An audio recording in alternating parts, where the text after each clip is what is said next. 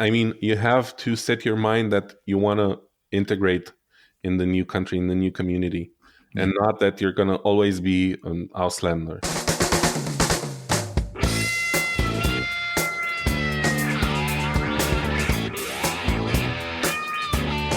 Welcome to Expat Life Germany, the podcast about life in Germany. And if this is the first time you're listening to this show, consider subscribing. Go to your podcast platform of choice and subscribe. And if you don't have a podcast platform of choice, go to expatlifegermany.de. You can find links to all kinds of podcast platforms. Subscribe to the show so you get it in your feed every week and you can listen to new episodes as they come out on Mondays. Now, this week's guest is Vlad from Romania. But first, let me just tell you this. I was a guest on Steph Fuccio's show. She hosts a podcast called Geopats, which have a whole lot of shows about expats all over the world. And she is doing a series of interviews with expat podcasters. And she spoke to me about this podcast. It was a really great discussion because I got to talk about what it takes to put this show together, why I'm doing it. And you can listen to my interview with Steph on Geopat's podcast. And I'd just like to thank Steph for having me on this show. I've put the link in the show notes below, as always. So let's get to this week's guest, Vlad from Romania. Now, did you maybe leave your home country because you were unhappy with the state of the country? Vlad did. He was unhappy with the political system and the corruption in Romania, so he moved to what he feels is a better way of life in Germany. We delve a bit into the political situation in Romania, something which I really know nothing about, so it was good to chat to Vlad and get some more information on that. And we also discuss why Romanians have gotten such a bad reputation in Germany and in the rest of Europe as well. But we started our conversation off by going over the latest Internations Expat Insider survey results about life in Germany.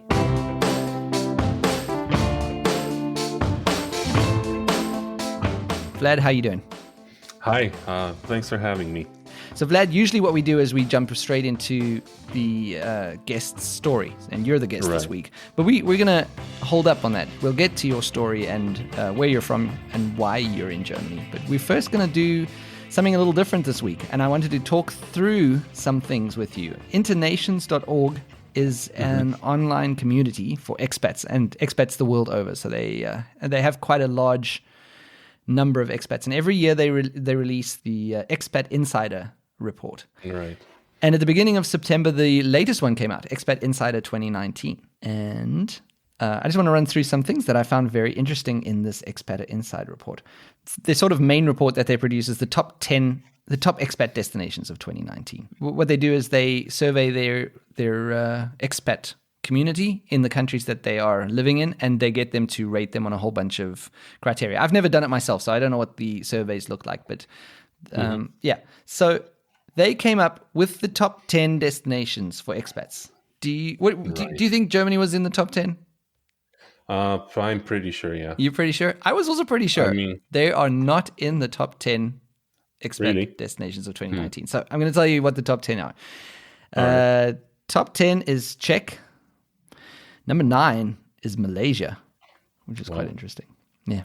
Number 8, Ecuador. 7, Bahrain. 6, Singapore. I've heard a lot of good things about Singapore, and I know some people who live there. So, have you ever been? No, I haven't been outside of Europe until now. See, I'm already speaking Jerglish. Dinglish. Yeah. I haven't been. Okay. But I would like to go. Yeah. And then we're into the top 5. Number 5, Spain. Number 4, Mexico. Number 3 is Portugal. And number 2, Vietnam. And the winner is Taiwan. Yeah, that's quite surprising. I mean, I can sort of imagine why in Asia, there's really a lot of people.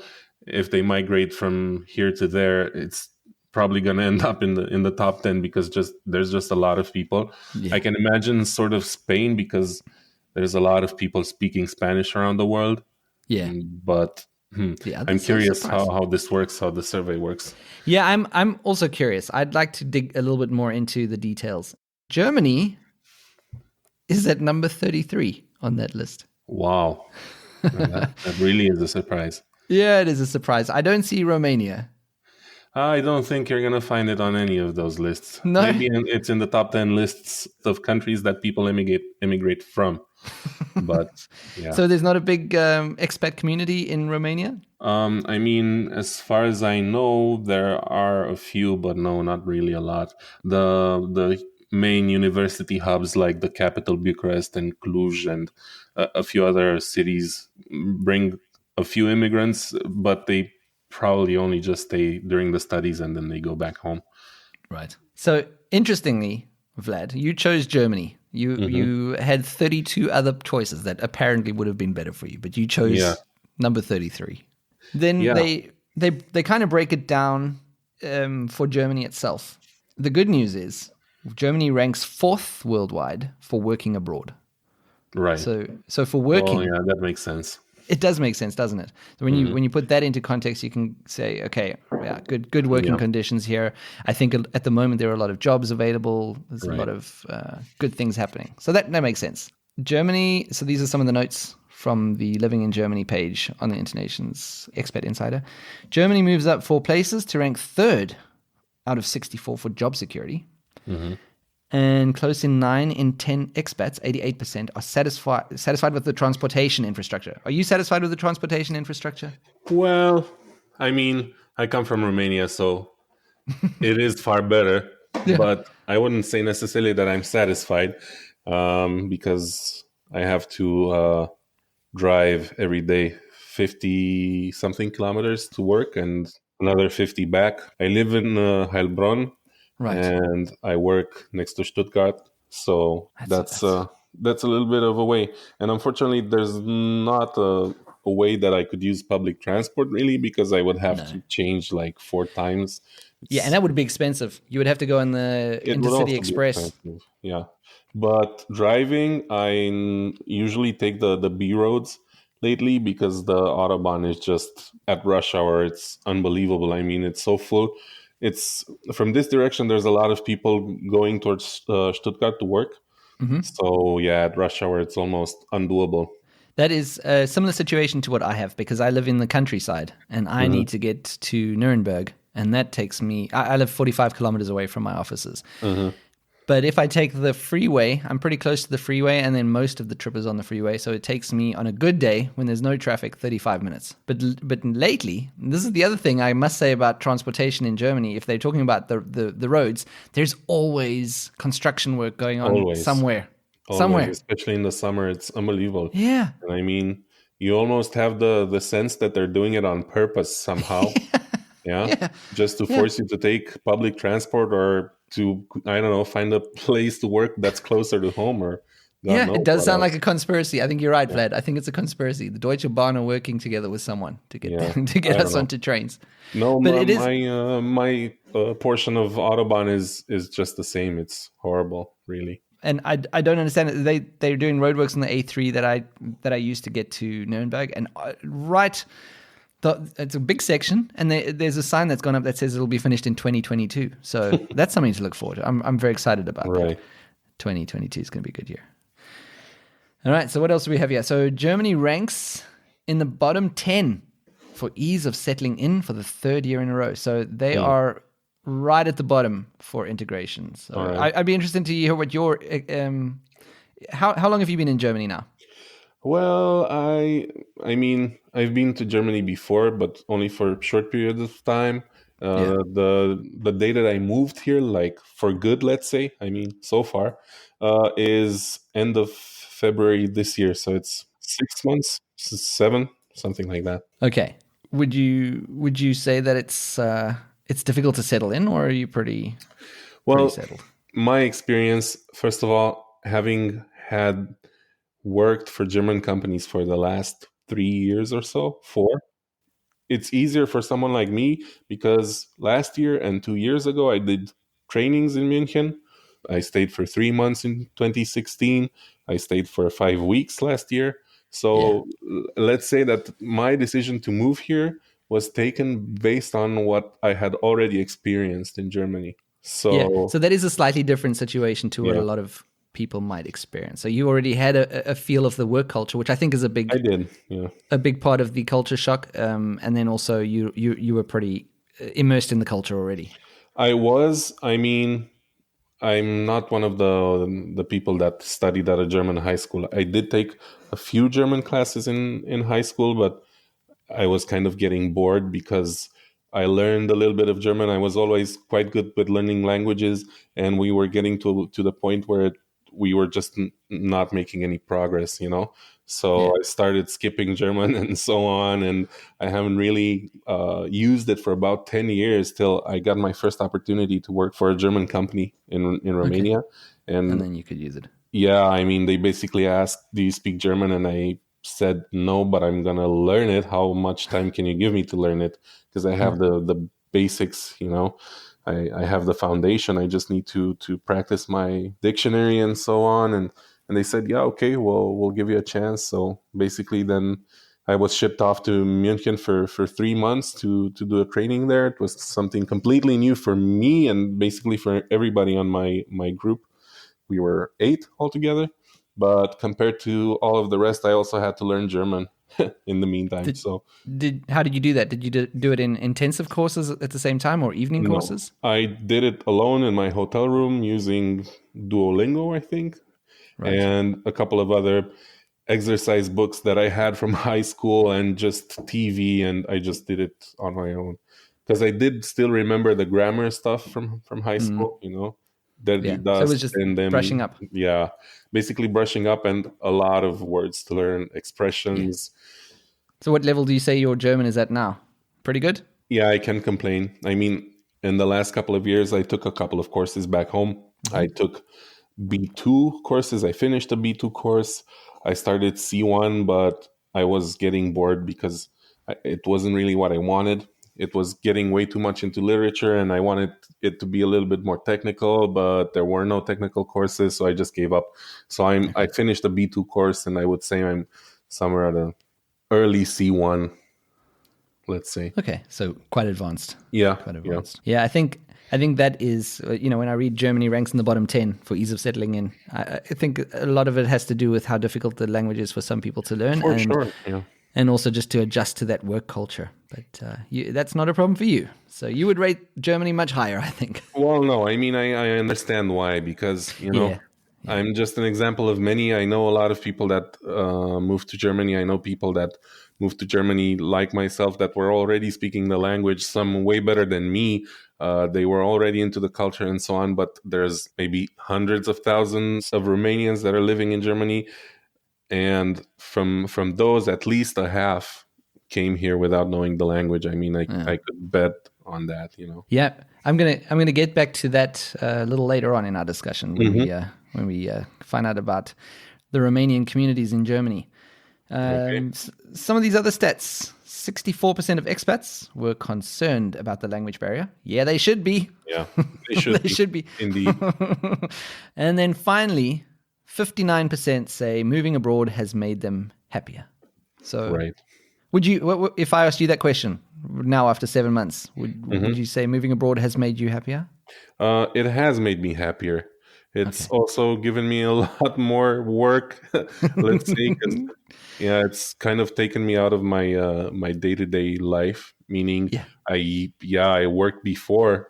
I worked for Germans before, but not as much as now. First of all, and second of all, I always used to live 5 minutes from work with my bike, and now Yeah. I have to drive for an hour. So that's a Yeah. bit new, but in general, I mean, yeah, I am happier. Otherwise, I wouldn't be here.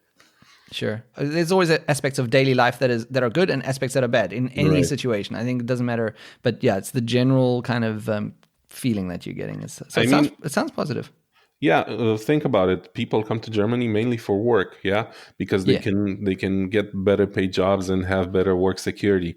So obviously, if that's what they came here for, then they're going to be happier. Yeah. Yeah, so that's the Internations report, and specifically on Germany. So I will put those links in the show notes.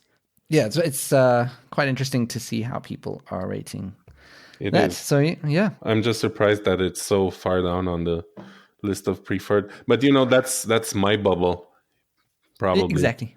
Exactly, So and I think that's an important thing to remember as well. There's an interview coming up on this podcast. I haven't scheduled it just yet, but it will be coming out a few weeks after this one airs. And I discussed basically with an expat who has had a very, very negative experience in Germany, and there's a lot of mhm, reasons for that. And it was a bit of an eye opener for me because I kind of had this picture of Germany being a good place to land if you're mhm. willing to put in a bit of effort with the language and if you're going to be flexible with the culture. But actually, like you say, that's my bubble. And if you look a little outside of it, it's sometimes a bit different also depending on where these people are coming from. Yeah, and it is. And for my fellow Romanians, it's the same because, like I said, people from all sorts of walks of life that come here, some of them do great and they love it. Some of them go back home and they say, I never want to go back. And Yeah. yeah, Yeah. It all depends on situations and things that happen while you're yeah. here. And The main thing is how well do you want to integrate in the new community? yeah, Because if you come to a place like Germany, let's say from Romania, yeah, my experience, you're unqualified. You don't speak the language. You go because you know you're gonna get better paid, and yeah, after 6 months you want to kill yourself yeah, because you just left for the money and you don't really want to be there, you know. I mean, your mindset is not, yeah, I want to go to Germany, I want to succeed, I want to do something with my life. Your mindset is, I'm going to go to Germany, find a place to earn some cash, then I'm going to come back home and build a house, or just brag to my friends that I have some money and God yeah, knows what else, you know. And then you're not yeah, going to make it. yeah. That's for sure. The why has to be right.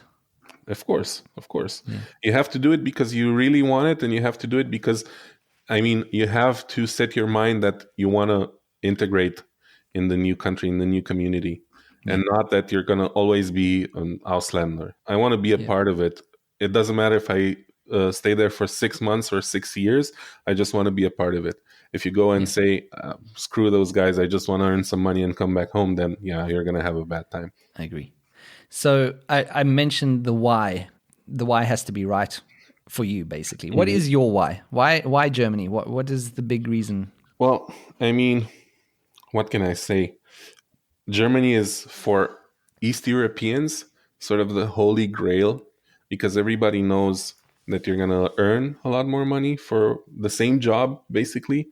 And everybody in the East, not just Romania, but probably other Eastern countries, but I'm just going to speak about Romania to keep it correct.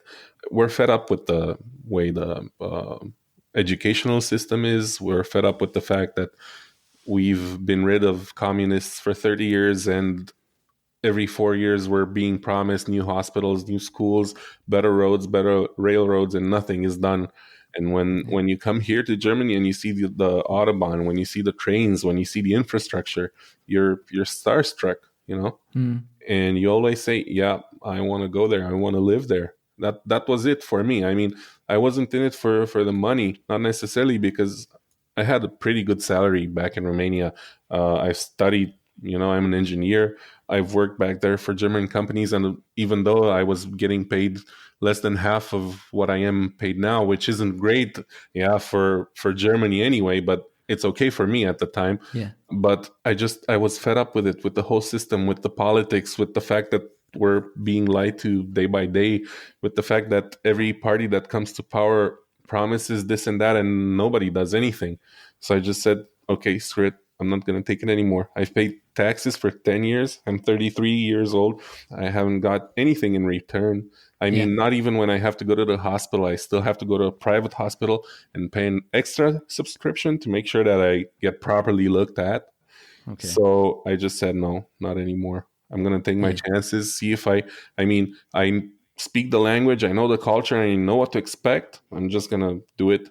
And I always have the option, if anything goes wrong, to go back home, and I'm not going to feel bad for it. I'm just going to go back home if I yeah. have to, It's you good to know? have that safety net. I Yeah, it think. is. It is, and I think it's a mindset that everybody needs to have when they do something like this. You know, particularly Europeans, which are way closer to home. Let's say, just go there. I'm gonna try my best. I'm gonna do my hardest to integrate, to work, to everything. But if it doesn't work, I can always go back home. Yeah, that's very interesting. So I'm going to admit ignorance about Romania and the political systems. What kind of political system is in place at the moment? Well, Romania is a democracy, and it has been for around 30 years. Right. Like most of Eastern Europe, we got rid of communism in 1989. Since then, it's been a democracy, and it. I mean, I can say it truly is a democracy. It's maybe more democratic than a lot of other countries. The problem is the parliament, the government. It's being run year after year by the same old politicians that used to do politics during communism as well. After the communist regime fell, they split into all sorts of different parties. Everybody says their party is the best party and they're gonna fix everything in Romania and this and that, and nobody does anything. The private sector in Romania is really growing and it's really well developed because it's a best cost country, as they say, meaning the salaries are lower than in Western Europe, Yeah. and you get quite a lot of qualified workforce. But anything that has to do with the state and with administration is a disaster. It's not even an exaggeration. Okay. If you say, and you said in your podcasts, Germany is horrible for bureaucracy. Yeah, Romania is horrible for bureaucracy as well. But if you add corruption on top of it, meaning you have to pay one guy or the other to get things moving faster, and God knows what else, it becomes way worse. So is there a lot of that? Is there a lot of Yeah, corruption in there Romania? still is. There still is a lot of corruption. It's a discussion that if I get into details, we're not going to finish tonight. So I'm just going to keep it as short as I can. There's still a lot of corruption. Basically, Romania is torn into two pieces right now. There's country folk and there's people that live in the cities. And the country folk, because they're poorly educated, they're poor, and they only find out their news from TV. They do what they're being told from the Socialist Party that's in power right now in Romania, and they're just a voting mass. Every 4 years, they're being told you have to vote with this guy. They go, they vote, and that's that. And the problem is that they're almost half of the whole country, and if from the other half, 20% vote for the socialists, let's say, and only the other 80% for the other guys, the socialists are going to win every time. And they basically did for the last 30 years. And the problem with the Socialist Party in Romania is, though that's the party where the most ex-communists still do their thing.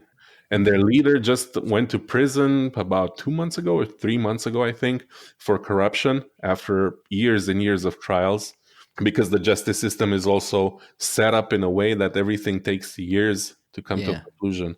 Yeah, but at least it's good that he got justice, right? Yeah, but I mean, he's going to be in prison for less than 2 years, I think. And that's nothing. And then probably come out and go back to being a politician. Yeah, most likely he's going to want to be a president in 4 years or 5, because that's how long these things take. Every 4 or 5 years, people forget what happened before. Yeah. So not great when it comes to the administration. That's why a lot of people immigrated, and they still do. And like I said, from the two, let's say, Romanias that exist, the poor countryside Romania and the more well-off city Romania, most of the people that immigrate are from the first category, because there's basically no job opportunities in the countryside anymore and in the less developed regions. There just isn't anything to do. Yeah, so it doesn't sound like a very positive outlook for the future. So unfortunately not, no. I try to be optimistic for the longest period of time. I still try to be, but I'm not anymore. Do you ever feel, I mean, you've left Romania for what you would think would be a better life. You've obviously left a lot of family and friends behind. Do you ever feel bad or feel like some kind of traitor for doing that to your friends and family? Because I tell you why I ask. I have a similar situation where I left South Africa. South Africa has also got a lot of corruption, a lot of political problems. And in addition, South Africa also has a lot of crime. And it always sounds like I'm talking so badly about South Africa. I love the country. It's a beautiful country and amazing people and whatever, but it has a lot of problems. And I left that for what I say is a better life of less crime, less political corruption. And I do feel bad sometimes that I'm leaving people who I'm Mhm. very close to kind of behind in that situation. Do you feel that like that? Is that something you feel? Every now and then you think about it, but I don't think I do, because Yeah. without being selfish, or even with being selfish, anybody can take it the way they want. You just have to look out for number one. I've tried, to do my part by starting convincing other people that they should stop believing what they're being told. They should do something about it, because I'm just a regular guy. I was never in politics. I don't have any influence and so on. I just try to do that with my friends and family, make them see what I see, understand things the way I understand them, maybe read more about stuff that's going on and how the truth really was, because our past is also still a huge lie, what happened during the communist years and so on. So I did my job. If I couldn't succeed and other people like me couldn't succeed, I just have to take care of myself as well. I mean, Yeah. I can't live there for my whole life just hoping it's going to be better. I still have hopes now. Yeah. And if in, I don't know, 5 or 10 years or tomorrow, Romania is going to be just as good as Germany, or let's say half as good as Germany, because right now I don't feel it's even half as good, then yeah, maybe I'm going to consider going back home. Yeah. You know, I I don't want to feel like a traitor. Why? I worked hard to get here. I worked Yeah. hard to learn German. I worked hard to get this job. I mean, it's I I think didn't that's a step good point as over well. any dead bodies to get here. So why should I feel That's like a traitor? Yeah, that's a good point, because you are looking for a better life and making a better life, but in that process, there's a lot of discomfort that you have to go through, a lot of challenges, a lot of Of course. difficulties. So it's not like you're just wandering over into a new life. Exactly. I still have to work. I mean, Yeah. it's not like I came to Germany and all of a sudden I'm in paradise. I have all the money in the world, Mm-hmm. cars, women, whatever, I'm still the same guy that I used to be 6 months ago. I just Uh-huh. am more, let's say, settled. I feel more at peace. Yeah. I wanted to ask you something about the Romanian communities in Germany. So Hmm. you mentioned that a lot of people come over here to Germany, and I guess there's some criticisms that might be leveled at Romanians, and not just Romanians. There's several other countries where people say that they kind of move here, settle into their communities, and then don't integrate. So they're living in their own little bubbles. What is your take on that? Do you think that that's valid? Well, to some extent it is. And I can see that myself, and I can sort of understand. You kind of have to be a Romanian to really get it. The thing is, Romanians don't have the best reputation in Europe, because there's a lot of, and I don't really want to blame it all on the Roma people, on the gypsies, Right. but there's a lot of bad people that emigrated right after we went into the European Union, because it was a lot easier. You didn't need a visa anymore. You didn't even need a passport anymore. I can just go any place in Europe with my ID. Hmm. And that caused a lot of bad people to emigrate in search for better, richer places to steal. Right. Right. Honestly, you got to Yeah. say it like it is. And those were some of the first people that emigrated from Romania. And we don't have the best reputation. We're sort of misunderstood, because there's also a lot of very hardworking people. Yeah. Sure. And I'm not saying myself, because I'm educated. I had the opportunity to learn a trade, and but there's a lot of people that emigrated because they had to. I mean, Mm. with this time, I maybe am going to exaggerate a little bit, but they're borderline refugees, in my opinion, Yeah. because they left the country because they really didn't have any better opportunity. I mean, Right. to them it was either leave the country or live for 50 to 100 euro a month on the land, maybe have a couple of chickens, and that was that. Never leave your village, never leave your town. So that to me is borderline a refugee behavior, when you have to leave a place Yeah. because it's either that or you're gonna freaking starve. So those are the people that have difficulty integrating, because they didn't want to leave necessarily. They kind of had to, and they're taking the lesser paid jobs, the not so dignified jobs, let's say like that, and they're not treated great. Most of them are uneducated. They don't speak the language. It's difficult for them to learn the language. Sure. for someone like me with education, and even if they don't speak the language, but you kind of have another perspective if you go there because you can go there, not because you necessarily have to. Yeah, it is different. It is very different. It is. Yeah. Because, like I said, I can integrate if I want. If I don't want to, I don't have to. Mm-hmm. But these They people don't have don't that really have choice. the option to integrate because they don't speak the language. They always have the feeling that someone's watching them and saying, look at them, Romanians. They want to do something. They want to steal something. And actually, all they want to do is find some work. I'm Yeah. in a couple of these Romanians abroad Facebook groups. Yeah, Romanians in Heilbronn, for example. And every day there's people asking for work. Does anybody know a place to work? And every day there's someone that says, come over, I'll get you some work. And then a couple of days later, another post on the group, he's not to be trusted. He didn't give me my money. God knows what else, That's hard. Yeah.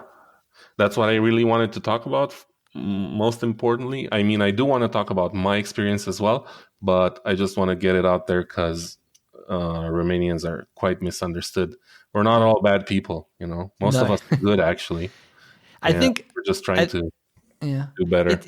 It's interesting what you say about the education aspect as well, because I think we should never underestimate the value of the education that we've maybe been privileged enough to have, or for sure, for whatever reason. And that it's easy to sit and judge. And I think a lot of the people who are maybe doing the judging, although I don't know, it's very difficult because I find Germans are also very educated, and they tend to have a more liberal perspective. And also, I guess you could say in Germany, it's the uneducated that maybe fall into believing those stereotypes. And of course, that's how the snowball gets bigger and bigger. Yeah. Uneducated people or poorly educated people or even outright bad people come over from Romania.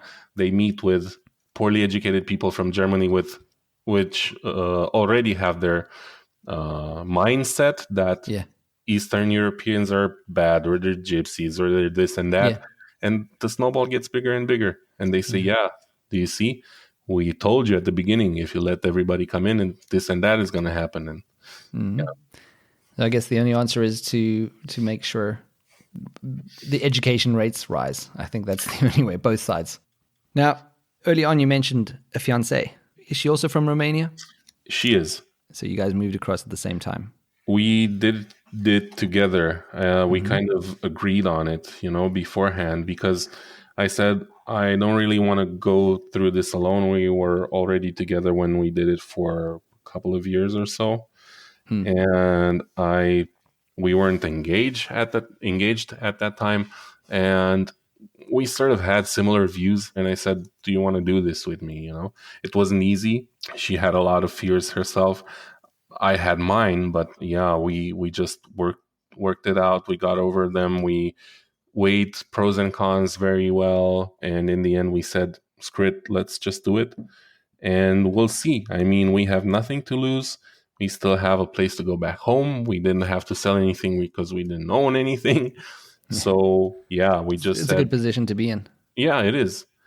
And again, a huge advantage for us in comparison to you and some of your other guests is that we're closer to home. And it's just a risk we were both willing to take. She's very happy with her job at the moment, probably happier than I am with mine because she works at the end of the street. She doesn't have to drive for 100 kilometers daily. Amazing. But it's great. When's the wedding? The wedding, we're just planning it. It's going to be not next year, but probably the year after that, because there's still a lot of planning to do. I wasn't really prepared to do it next year, not because I don't want to do it, but just because settling in here and everything has kind of taken a toll. And planning a Romanian wedding is also a huge deal, and I just want to relax for a little bit. Yes, focus on one thing at a time. Still gonna do it. I think she can hear me because she's in the other room. We're still gonna do it. Definitely doing it. Yeah. Just don't worry about that. Okay, Vlad, I think we're running out a bit of time, so I'm going to ask you one last question, as I usually ask my guests right at the end. What is the one bit of advice that you have for expats coming to Germany? listen to other people's experience, but not necessarily think of it like, what if that happens to me as well? Yeah. Listen to it. That way you're going to be prepared. You're going to know what to expect, and just do it. Anybody that wants to emigrate anywhere, just do it. Yeah. You don't really have much to lose. And No. you're not giving up your citizenship or anything like that. If you want to go back home, you probably can go back home anytime. Yeah. And I think that's also something I very, very strongly believe in. Just with me, it ended up being a life choice because we're still in Germany now, 12 years. Mm-hmm. But the actual act of moving from South Africa to Germany opened up my perspective and my worldview hugely, because you learn so much about your own culture. You learn so much about what you take for granted in your own culture. You learn, it's unbelievable how it can open your mind. And I think everyone should do it for at least a year or 2 years even, just to experience that absolute mindset change. That's true. Well, some countries even have these programs for traveling abroad for a year after you finish your studies. And do it. Everybody should take the opportunity. Do it. Back home, that doesn't exist, Okay. But everybody should do it. What do you have to lose? You only have to gain. It's an experience. Yeah. Unless you're going to, I don't know, break up rocks with your bare fists. And anything else, it's just going to be an experience. I would also advise against that kind of international experience. Right. Yeah. Vlad, it's been so much fun talking to you and very informative. Thank you for having me. It's been a pleasure. Well, so there is a lot to unpack there in that interview with Vlad. It was a very, very interesting and enlightening discussion. And what interested me was, very often we think people who have come to Germany and who do not integrate do that because they choose not to. I think that's maybe a perspective that I might have had before that's changed somewhat since speaking to Vlad. As Vlad said, it's maybe not so cut and dried. Maybe the people who have come here don't have the education or the ability to integrate. And maybe they made the choice to come here out of necessity and they didn't actually want to be here. And what if you resentfully moved to Germany because the other choice was poverty? You're stuck between a rock and a hard place. So lots to think about, and thanks to Vlad for his openness and his insight into these things. Now, let's talk about next week. If you like fantasy novels, expats, and pugs, damn, are you going to love next week's episode. We have an expat fantasy author pug owner coming on.